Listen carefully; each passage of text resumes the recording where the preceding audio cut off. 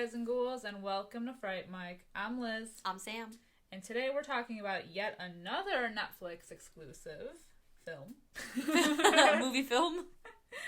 We're going to be talking about 2018's Bird Box. So Bird Box was directed by Suzanne Bier. Currently has a 6.6 out of 10 on IMDb. There's a 64% on Rotten Tomatoes, so it's pretty middle of the road. I guess it's a little above middle of the road. I wonder how many of those were during the hype of this movie. True. I feel like when you give it some time to simmer, you'll realize quickly that it's not as good as people think. It's really not. I remember when it first came out and it was a big hype. I did not board that hype train because I read the description and I thought, no.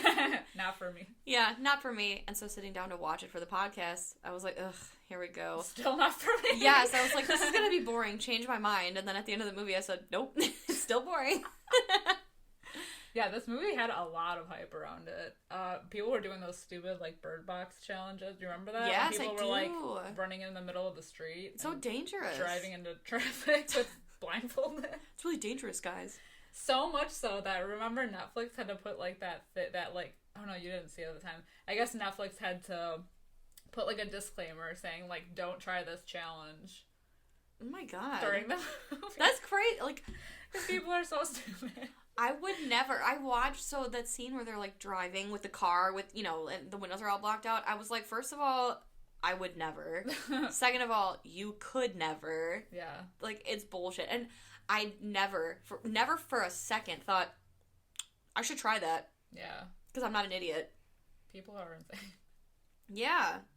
People will do whatever. I mean, look at, the Kylie thing. The Kylie Jenner, lip thing. Yeah. Where people were, suction cupping their lips. Ridiculous. Or eating Tide Pods, even. Oh, God. I don't know where that came from. That was just...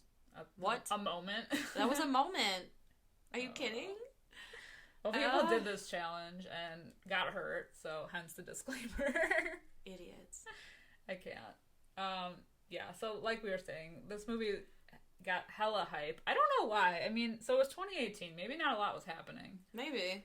I mean, when you tie a big name like Sandra Bullock to something, it's like, ooh. We trust her. Right. In Sandra we trust. In Sandra we trust. And guess what? That doesn't always work. Well, it's funny because, I know we talked about this when we were talking about Hush, about how, Netflix originals or whatever, they were few and far between at first. So maybe this was still around that time when they were still kind of here and there, and so to have Sandra Bullock's name on one is oh shit, this is gonna be good. Plus, it's got Sarah Paulson in it. It's got John Malkovich in it. Yeah. It even has a surprise appearance for no goddamn good reason by Machine Gun Kelly. Oh my god, yeah. When I watched it, I was like, that guy looks like MGK. And wait, was it him? Yeah. Oh my god, I was thinking the same thing. I'm like, a Machine Gun Kelly lookalike motherfucker? Yeah. No, that was him. Oh my god. I had no idea. Yeah, and he's in it for no reason. No. His character just fucks off. He really does just fuck off. Yeah. There's no other way to say it. Yeah, and you never hear about him ever again. No thanks for that. It's crazy. I know. But, yeah, so people trusted Sandy and they let us down. Well, maybe not always, because there's some people that like this movie, but... I don't know why. Did they watch it blindfolded also? Well, we're about to tell you why. So, Sandra Bullock, plays Mallory, and Sarah Paulson plays her sister. And so Mallory... the movie opens with her giving this, young boy and girl, a really harsh pep talk. It's I feel like it's spoofed so much, too. I know. It's it's gonna be hard. It's gonna be cold. You're gonna have to keep your eyes closed. You're gonna have to trust me or you're gonna die. Yeah, it's rough. It's like boot camp. Yeah, the kids are what? 6? Yeah. 7? Maybe 5? 5 years, I think, right? I think so. Yeah, because at one point... Yeah, it's just 5 years later. The whole movie has these intercut shots of this moment in time, which is present to past. Yeah. So when the incident occurred. So they're all interwoven within the story. So yeah, so this is present time. She's giving them the pep talk. They're gonna go on the boat. Which is all of the present time. Almost. Yeah, the whole present time. She also has 2 birds with her. 2 or 3? Yeah, in a cage. Yeah, she has a few birds. And we don't know why. But we are about to learn why, because 5 years earlier is when all this shit goes down. It's like a mass suicide thing. They're like watching the news in the background, and they hear about like this mass suicide thing happening in, I think it was Romania? Russia. And I remember they said Russia because it showed on the map on the news that there was like you know how like Russia and Alaska are pretty close? Yeah. It showed like a little hop. A little boop. Yeah, a little boop. A little arrow. Like like almost like insinuating somebody traveled from Russia to Alaska and that's how it made its way here. Oh. But then they were talking about how it was like sweeping through Europe. Yeah. Because I remember like Sandra Bullock or Mallory. She was like, "Well, that's for them over there. That's their problem, not mine." Sounds like COVID. I know. First it started in China. They're like, "Well, it's all the way in China. I mean, how can it get us here?" Yeah. Fools. We were all fools. Foolish fools. And look where we are now. Hopefully on the up and up. I hope so. We'll see. Well, Mallory is also pregnant AF and not too happy about it. She is do we get the context of the dad, the situation with the dad? I don't think so. I just know I guess he left. Yeah. Or he's no more. Yeah. I think Sarah Paulson tries to say like how she has a hard time connecting, so maybe she couldn't connect with her her child, which is actually a real thing, but like I don't know. It just starts with her being pregnant. We don't know a lot about the father. Yeah. But she's going in for her checkup. Her sister's driving her to the hospital to get her the baby checked out and everything. Meanwhile, while she's there is when she sees the woman bashing her head into the window. Yeah. Which is like the first sign of like, what the hell? Yeah, because she had seen her like walking into her appointment and she was just like on the phone, just like casually like, "Oh my god, that's so crazy." And so to come out and see her just fully suicidal, slapping her head, and then she like looks at her. Yeah. It's creepy. It's like this moment of like, help me. It's like the last spark of life left in this woman. Yes. So like Mallory freaks out, runs to Sarah Paulson, and she's like, "It's here, it's here." Yeah. And then just chaos erupts. Yeah, so fast. Cars crash. People are like running everywhere. And then it's the scene from the trailer, spoilers, of Sarah Paulson's character, Jessica. Her eyes get all like cloudy and she's like looking straight and she's just like, we don't see the thing that she sees, but apparently it's enough to make you like go nuts in like a matter of seconds to where you want to kill yourself. Yeah. Like, and they make a big deal. So this is one of the things that irritates me about this movie is I feel like a lot of stuff they bring up with some sort of maybe intention to explain, and it's never explained, and I don't know if I'm dense and I don't get it, or if they just don't explain it. But like, no, they just don't explain it. Okay, yeah, because it's like we get so much focus on the eyes, and like they get this weird like almost like a galaxy pattern, or yeah, like cloudiness to them, and like they show those like the people that like want to see, you know, like the weirdos out there, like their eyes are weird. And then even at the end when she makes it to that school or whatever, and then they like take her in and they're like, look at her eyes. What is with the eyes?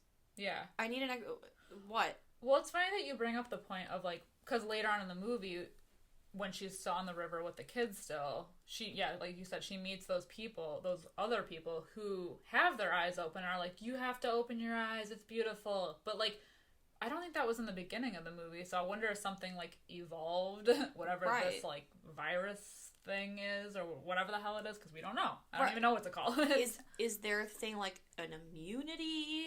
And like they, instead of dying or committing suicide, they get like a brainwashed thing, and like they're like minions sent to like make sure that these people do. I don't know. They don't. Yeah, and they don't explain that. No. Although apparently there's going to be a sequel to this movie. I saw that. So maybe more questions will be answered. Oh boy.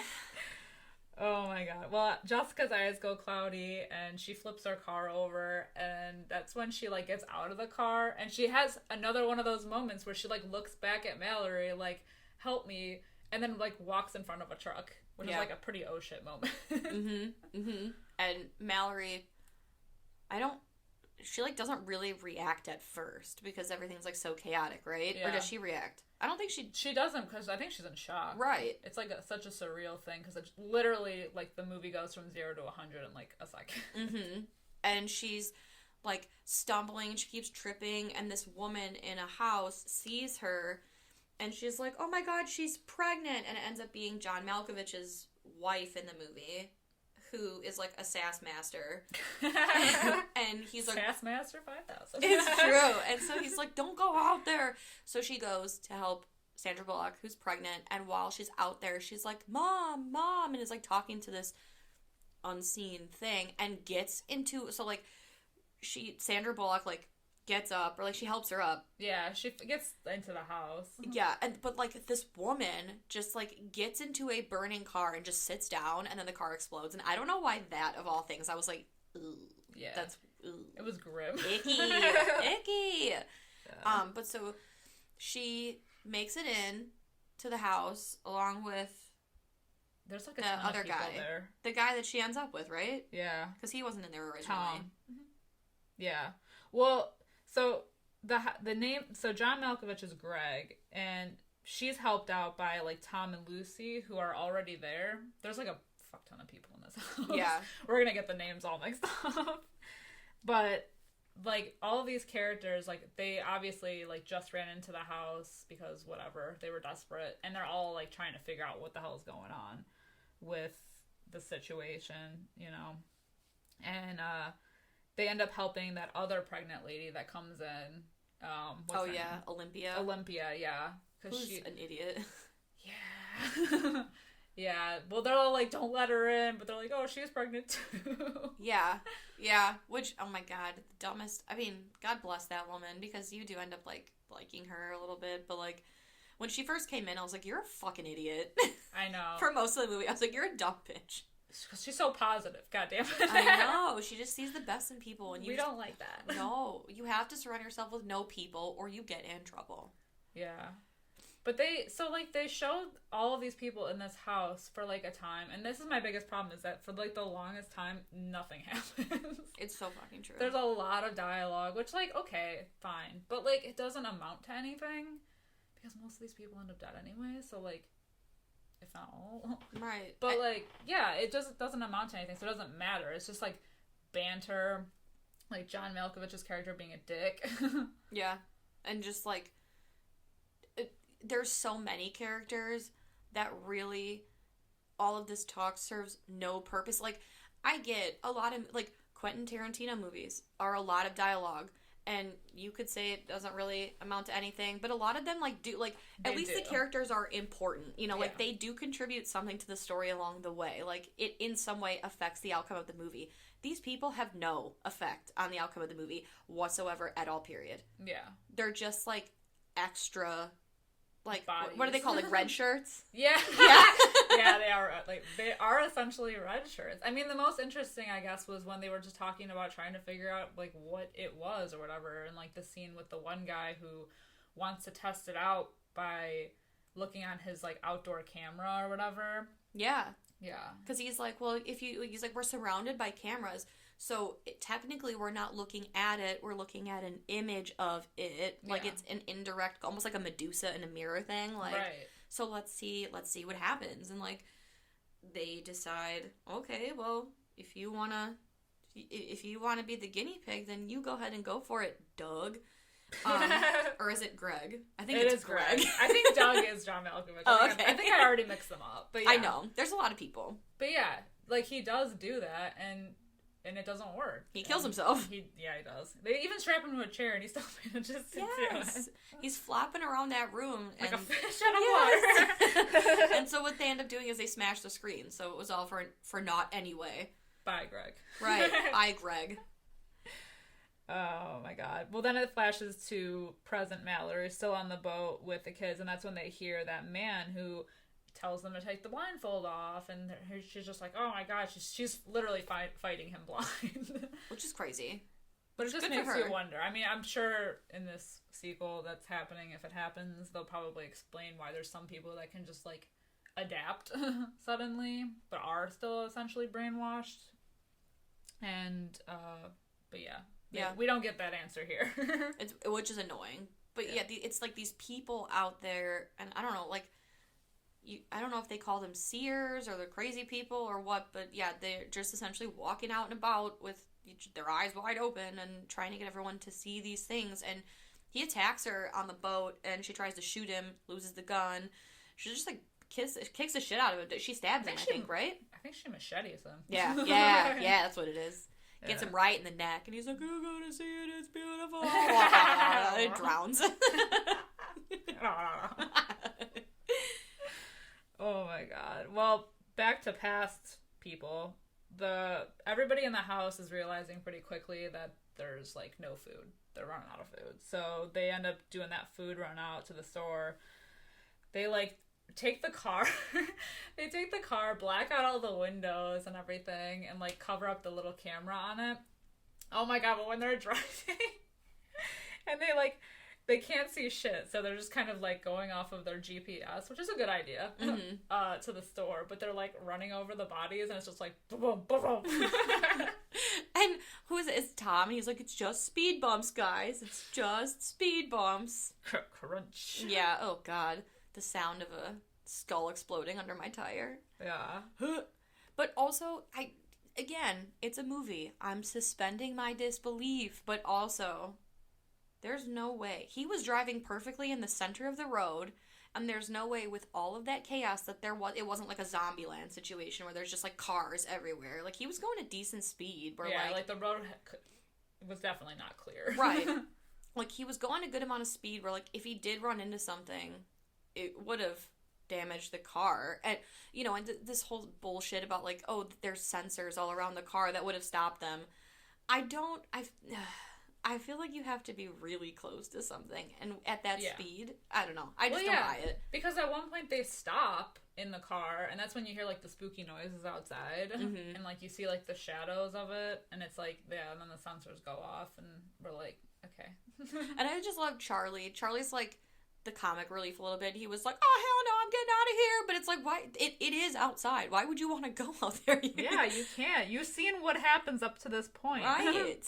But so, after being attacked by this entity, they do make it, and they make it to the grocery store, pulling up right in front, curbside. Again, okay, Bird Box. Sure. But Charlie, the whole reason they go to this grocery store is that Charlie used to work there, and he said he was the last one to lock up, so if they figure, well, it's locked up, no one should be in there. So when they get in, they take their blindfolds off carefully, and realize that they are indeed alone. So they have a little bit of a shopping spree. They each take carts. John Malkovich is getting loaded, which, same. I was going to say, they grab essentials. Booze. Yes. Booze, toilet paper, and birds. Which I don't think you realize at this point that that's when they first realize that the birds can sense them. Yeah. Which is like their like go-to signaling thing. Yeah. That they figure out. Because they hear banging from this like back door, and I think it leads to like the dock or something, and it's this guy, and he's like, "Please, somebody let me in," and Charlie's like, "Fish fingers? Is that you?" I'm like, oh man. Aww. Even in the apocalypse, he doesn't call him by his real name. I don't want to know. I know, this poor guy, Fish Fingers. He's like, "You gotta let me in, it's so beautiful. It's so beautiful." It just reminds me of like Candy Mountain, Charlie, Candy Mountain. It does, right? Funny, sweet, sugary, good. So they like, after some coaxing, Fish Fingers, like, they crack the door open, but he like pushes, and he's like, "Take a look," and Charlie like sees the thing and realizes like, oh fuck, it's too late for me. So he, like a true homie, tackles Fish Fingers back onto the dock and sacrifices himself, and they're able to lock the door safely. And then you see a pool of blood leaking under the door, and you hear Fish Fingers say like, "Somebody help me." Wait, so he did adapt. So there were people that adapted. Who? Early Charlie? On. No, Fish Fingers. Fish Fingers, yeah. So yeah, he adapted quick. Yeah, so it wasn't just evolving thing. No, well, yeah, that's true. It must. I don't know if it's like an immunity or like if there's like a chemical imbalance that makes these people. I don't know. Like, what if you're depressed already, and the thing is like, God. oh, maybe those are the people that are immune, right? I need explanations. Well, they make it back with the food, and this is when Machine Gun Kelly and Lucy, they end up stealing the car, the Black Dot car, and they like strand everybody. But it's so funny because they make it like such a big deal. Like they set it up and the music's like, you know, it's like the music is swelling and they're sneaking out and you're like, ooh. And I really fully expected that car to come around or for like Felix and Lucy to come back around, but like as seers or something. I'm calling them seers. I don't know what they're actually called, but like the, you know, the weirdos. The weirdos? Yeah, the weirdos. Like I was expecting like a full like, you know, got you moment. Yeah. But you just, that's it. I know, you never see them again. Never. They just fuck off. Yes, truly do. Like, they have sex in a closet, steal the car, that's it. Thanks for coming to set. Don't forget to grab some catered, you know, craft food services for the day. Yeah. That's it. What an easy role. Yes. But no, like, and it doesn't lead to anything. I mean, because they do end up needing a car, essentially, later on, but nobody mentions it again. Yeah, well, especially, like, the car would have been useful to get to the blind people school. But also, it is a straight shot down the river, so they were lucky in that they were still able to get there and not have to navigate these weird streets with this, like... I feel like they would have never made it. No, in a car? No. Maybe, like, a little bit further down the river, but, like, what if you drive into the river? Well, exactly, how do you know? Does the car sense water? It's not a Tesla. Probably not. You know? Like, they wouldn't have made it. No. So it was a good thing. It's all moot. And that's the problem with this movie, is it's all moot. Amen. Amen, sister. And this is when pregnant Olympia, the other girl, lets in that stranger. There's like a guy pounding on the door, and they're all like, don't let him in. She does. She's got a heart of gold. Yeah, God bless. She thinks the best. And we learn that this guy his name is Gary. But, of course, Douglas, John Malkovich's character, doesn't really trust him to begin with, like, off the bat. And kind of just, like, forces him out at gunpoint. Well, and that's what... this leads this lends truth to what they say about the only truth tellers are children and drunk people, because John Malkovich was getting loaded and was like, yo, this guy is not good news. Do not let him in here. He's got to go. And they don't believe him. Right. And we do find out fairly quickly that this guy is no good. He is no good. They even put him in confinement, though. Yeah, they knocked John Malkovich out because he's like, he's gotta go! And they lock him in the garage of his own house. I also have a question, too, because I think it's, like, right around this time. Like, the boy... So, like, we're back on the river, and the boy falls in to the water, so when Mallory goes to pull him up, she loses, like, the blankets. Mm-hmm. And that's when she, like, docks herself, and she goes, and she's somehow able to find this, like, bunker. Yeah. There's a lot of, like, beds. And she walks in, and immediately takes her blindfold off. Risky. Risky. It's a choice. That's a choice. But she's gathering blankets, and then she hears, like, the bed moving, and she turns around, and you see the bed moving by itself. Why would you not put your blindfold on before you turned around? Right. Knowing full well that this thing is, like, just makes noise. Yeah. I thought, like, I'm like, well, then what the fuck? Then just keep the blindfold off, you dumb bitch. Like, just throw yourself. Right, honestly. Like, what's the fucking point? Why is she turning around with no blindfold on? I don't know. I would never. I would never. I mean, maybe she was sick of the kids. Can't believe Children. Children. Oh, God. Well, also, so when Gary came in, was he already a seer? Yes. But he had more of, like, a non-zombie mentality. Like, those other guys that they ran into on the river were all like, oh, you have to see this, man. Well, I think he hit it pretty well, because, like, you can tell, because when he's telling his story, he's like, there was a group of us, and we were attacked by those weirdos, the ones that are like, you gotta see it, it's beautiful. Anyway, I got out, and it's beautiful. Like, I don't know, but he was, still letting has it a conscience. slip. I guess. Well, or maybe he's like, you gotta play the game, you gotta, like, earn their trust, Yeah. and then flip the switch. But it just doesn't seem like the rest of them are like that. I guess. And Gary's like... Fish Fingers was like a little bit. Yeah, I guess. That's not true. Not as much. He wasn't as convincing. Right, yeah. No, Fish Fingers was way more far gone than this guy. Yeah. This guy was able able to to, some kind of, like... Yeah, like I said, conscience. Or, like, what if he wasn't crazy, but, like... What if he was a cult member? Right. Like, does it develop over time? Is it like a zombie infection? Like, what if he was normal when he got attacked by these, like, weirdos, and then just, like, from... There. Like, from, like, getting there to in the house, as he's, like, talking, it, like, slowly starts developing. Because his eyes do look... They do be looking crazy. Well, I was gonna say they look normal at first, and then it gets a little crazy, which is why they trust him, because I feel like it was really obvious when, like, Sarah Paulson's eyes got all cloudy and shit, so, like, yeah, I don't know. That's true. Although it happens so quickly that you don't even get to see it, because, like, the rest of the people that we see who end up, you know, seeing the thing, like, we don't get a chance to look at their eyes. They're just jumping in front of trucks. They just do it. Yeah. Do it or die. Or do it and die. Well, and luck would have it, Mallory and Olympia both go into labor at the exact same time. It's wild. It's a wild coincidence. Again, okay. Yeah, they're he-hooing in, like, each bed side by side. And Mallory ends up having a boy, and Olympia has a girl. And it's like a crazy moment. It's like a weird coincidence that I really just, you know, I just don't believe it. It's a moment. Yeah, because they go into labor at the same time, and they luckily have that woman. What's her name? Cheryl. Yeah. The little lady. I think Charlie. I don't know. But this like old lady.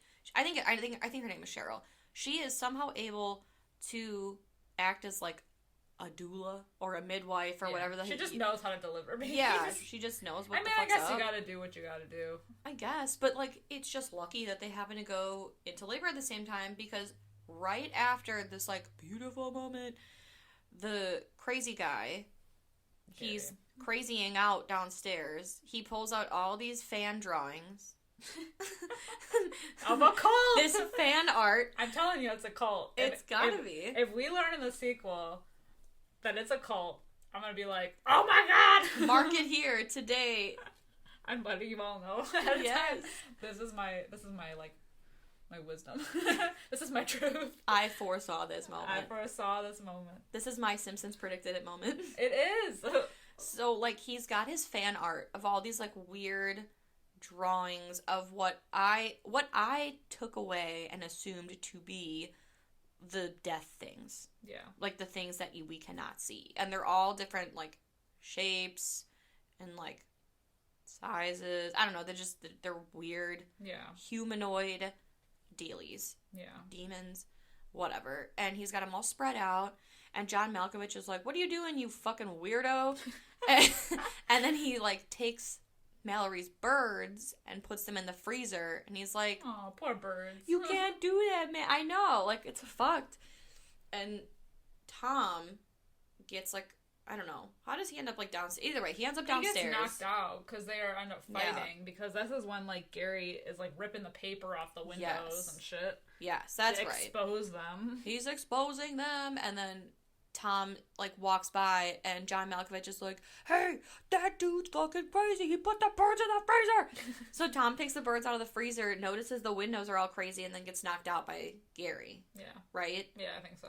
And then goes upstairs, and again, this is why I think it's like, what a coincidence, what a happy little accident that they both had their babies, and they both labored for like the same amount of time. Like, you gotta be fucking kidding me. I know. What if one of them had like a 30-minute labor, the other one had a 4-hour labor? Yeah. You know, or a 24-hour labor. They're so different. Right. Like, what the fuck? But Cheryl, the all-knowing whatever, she gets, like, schmagoggled by Gary because he comes up and he's like, "Oh, the babies are beautiful," and then like he has an accent. He does. Is that so beautiful? And then he like rips down the papers and he's like, "What are you doing? Yes. What are you doing?" And they're like hiding little baby's eyes. Oh. I know. What and babies? I don't even want to think about it. Terrible. Yeah. Terrible. Yeah. Well, first of all, how? But I'm curious. But I know. Also, morbidly curious, but also not. Yeah. But morbidly curious. But like, so Olympia is affected first, and she's holding her baby. And Mallory's like, yeah, she's like, give me the baby, I want to see your baby, give me the baby. Yeah. So she finally like is able to get Olympia's baby before she just, like right out the window. Yeah, she just yeets herself right out that window. And, lights out for her. Yes. So poor Mallory let this crazy person in out of the kindness of her heart, only to be fucked over in the end. Mm-hmm. And then he takes Cheryl, who has served her medulla-y purposes. Medulla-y? Yes. Her midwife purposes, and he exposes her to it also, and then she just stabs herself in the neck. With the scissors, which is gnarly. It is gnarly. It's graphic. Well, Douglas ends up shooting Gary, and then they still fight, but then Gary ends up stabbing Douglas in the chest. Shit ensues, but Tom ends up getting the upper hand and killing Gary. So now it's just Mallory and Tom and their babies. Yes. Babies left. And then we see 5 years later. So we're like almost up to present time on the boat. And Mallory and Tom, they're raising these kids who have no names. They're just referred to as boy and girl, which is a weird choice. They get a radio call saying like, "Oh, my name's Rick. We have a safe haven. We have a compound. We're at the end of the river. Just, do you have any children?" And Mallory doesn't trust it right away. She's like, "Fuck you. I don't know who you are." She's like, "Don't tell them." Kid snatchers. Right. So they were like, "No." And he's like, "Okay, because you'd have to make it by boat. And, children probably wouldn't make it. So just follow the bird noises." But also it gets really rocky. There's that one part where she says that there's like a rapid part, and they lost some of their own crew to the rapids, Rick says. It's just interesting how it's like cut to 5 years later. It's like, so we missed a big chunk of this movie. Yeah. Like, what happened? How did they get here? Because now, like, Mallory and Tom are a couple. I mean, I guess what else? But like, yeah, these kids are like older now. Yeah, and like, I don't know, they're decently clothed. Yeah. They're out there having daytime activities with the blindfolds on. Mm-hmm. Doing. It did look like she was making some kind of effort to like teach them. Yeah, because it's all like safety training. It's like, oh, when a sound is farther away, that means it's, or like when a sound is fainter, it means it's farther away. So try to listen and figure out if the sound is getting closer or farther away, and where it is, and blah blah blah. So she's trying to help them like navigate the world blind. Yeah. Ish. Yeah. But and then it's like the day that they're leaving or about to leave is when those people come, the intruders. They come to their house, and they're like another like I'm calling them cult members because I'm calling it now, but yes, they come in and they're trying to get them to see things. They show up with like guns and shit. It's just so random, but Mallory and the kids end up getting away, but Tom ends up taking the blindfold off to fight them. And succumbs to the craziness. It's so sad, and he knows it. Because Tom was like the best character. He was the best. But he makes one last, kill before he kills himself, because there was still one of those little goony cult members left, and he's able to overpower his urge to kill himself to save his family before he turns the gun on himself. Sad. So sad. I know. Ugh. This is an emotional month. What an emotional month for movies. So sorry. So after Tom dies, it's like super sad. And then we decide, or Mallory finally decides, she's like, okay, let's, regroup. let's think about this. And, we cut back to 42 hours on the river. We're back in present time. Mallory says, like, we're coming, the water's picking up. We're by the rapids. Someone's gonna have to look. And I felt so bad because the little girl is like, what happens if we see something? And it's so upsetting. And she's like, the boy, he's like, I'll look. And Mallory's like, no, I decide who goes. And it's like a Sophie's Choice moment. It is. But I feel bad because I think in the moment, she's like, well, that's my son. So, like, the other one's gonna have, you know. Ain't my real kid. Right. But then it's, like, really so sad. Like, the little girl's like, I'll do it. And, like, just the look on her face is just, like, pure sadness and terror, knowing she probably... Because all Sandra Bullock's been doing this whole movie is, like, if you see, you will die. If you look, you will die. And if it can't you be her, obviously. Right. Yeah, so it can't be her. So it's, like, this poor little girl's like, I'll do it. And then I think, like, at the very last minute, she's like, fuck. Like Sophie's Choice. Right. Like, okay, fine. No one is looking.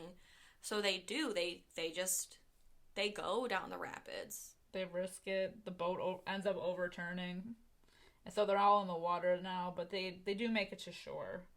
But then, like, they're like, walking through the woods, and that's when, like, the unseen forces, or whatever the hell we're calling this thing, they, like, almost play, like, mind tricks on them. Like, I think they get separated, and then, like, it, like, tells the kids in Mallory's voice, like, take your blindfolds off, it's fine, take your blind, you know, it's, like, bamboozling them. Right. And so she has to call to them with the same voice, trying to convince them, like, no, this is my real voice, do not take your blindfold off, and, like, essentially trying to persuade them not to listen to herself. Right. Which is weird. Yeah. But it's, like, it's super sad, too. But, like, again, this scene, so, like, the boy finds her right away and, like, doesn't take the blindfold off, and then she says, well, where's girl? And he says, like, oh, she's scared of you, or she's mad at you, or she thinks you don't like her, or something sad. And she's, like, calling out to the girl who, like, legit does take her blindfold off, but has her eyes closed. Right? Yeah. She takes, like, fully off. Yeah. And she's about to do it, and Sandra Bullock's like, no, don't, like, I have so many things I want to show you, like, you know, whatever. And it was, like, feels. And then the little girl comes to her, and, again, like, it's just this, like, like, it reminds me so much of, like, The Forest, with it, like, playing tricks, like, the voices. Yeah. They, like, are running from this, like, strong gust of wind. Yeah. Essentially. It, like, chases them. Yeah. And they follow the sound of the birds, and they make it to the school, and she's like, please, like, just let my children in, you don't have to take me. But they let them all in, and that's when they're like, let me see your eyes, and they're like, no, they check out.